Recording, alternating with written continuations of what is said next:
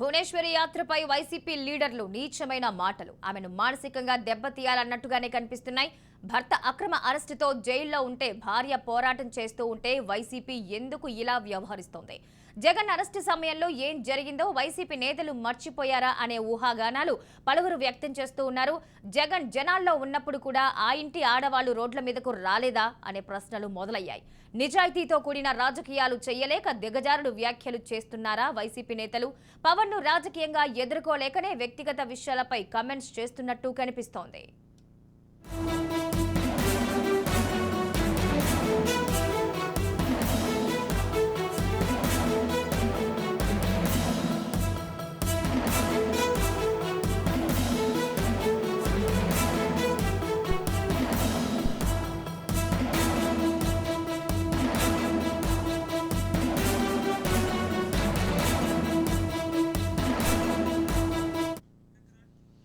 ఇక భువనేశ్వరి యాత్రపై వైసీపీ లీడర్లు నీచమైన మాటలు మాట్లాడుతున్నారు. ఆమెను మానసికంగా దెబ్బతీయాలి అన్నట్టుగానే ఆ మాటలు కనిపిస్తున్నాయి. భర్త అక్రమ అరెస్టుతో జైల్లో ఉంటే భార్య పోరాటం చేస్తూ ఉంటే వైసీపీ ఎందుకు ఇలా వ్యవహరిస్తుంది అనే ప్రశ్నలు అయితే జనాల నుంచి వెల్లువెత్తుతూ ఉన్నాయి. ఈ నేపథ్యంలో దీనికి సంబంధించిన మరింత సమాచారం రిపోర్టర్ మోహన్ ఫోన్ లైన్లో అందిస్తారు. మోహన్, చెప్పండి. Good morning Mahalakshmi.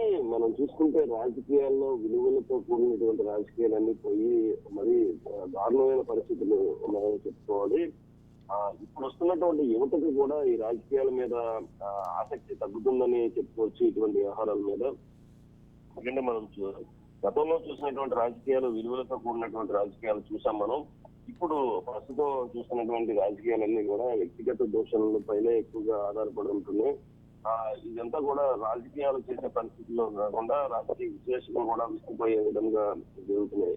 మనం చూసుకుంటే ప్రస్తుత యాత్రలు చూసుకుంటే భువనేశ్వరి ఏదైతే తన భర్త అన్యాయంగా అరెస్ట్ అయ్యారనే అంశానికి సంబంధించి సీనియర్లు సూచించిన పార్టీ సీనియర్లు అందరూ సూచించిన మేరకు ఈ యాత్ర నిజం గెలవాలనే యాత్రని స్టార్ట్ చేశారు.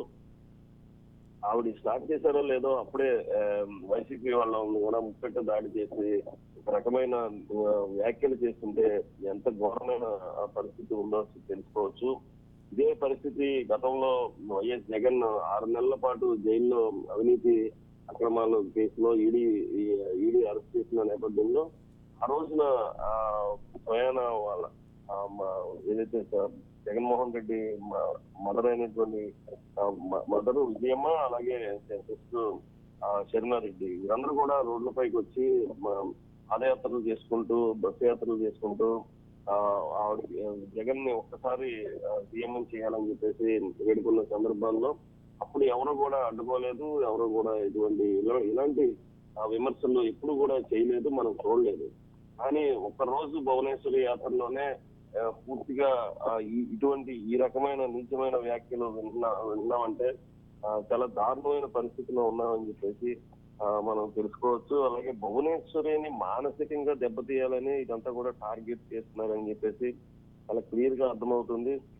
అయినా సరే భువనేశ్వరి చాలా పట్టుదలతో భువనేశ్వరి ఆవిడ మాట్లాడే తీరు కావచ్చు, ఏదైతే పబ్లిక్ ని అట్రాక్ట్ చేసుకునే విధానం కావచ్చు, మహిళలతో ఇంటరాక్షన్ అనేది చాలా ముఖ్యంగా చెప్పుకోవాలి.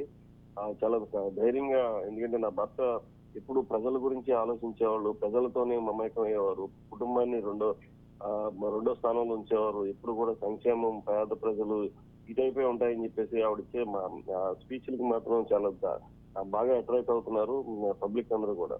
ఏదైతే ఈ భర్త అక్రమంగా అరెస్ట్ చేసి జైల్లో ఉంటే మాత్రం భార్య పోరాటం చేయకూడదా అని చెప్పేసి తెలుగు తమ్ముళ్ళు, తెలుగుదేశం నేతలందరూ కూడా ఎదురు ప్రశ్న వేసే పరిస్థితి ఉంది. అయినా సరే ఈ గతంలో మనం చెప్పుకున్నట్లుగానే జగన్ ఉన్న పరిస్థితుల్లో వారింటి ఆడవాళ్ళు ఎలా రోడ్డు మీదకి వచ్చినప్పుడు మేము అందరం కూడా ఎలా సపోర్ట్ చేసాం, ఒక అవకాశం అని చెప్పేసి అందరూ ఇచ్చారని చెప్పేసి చెప్తున్నారు.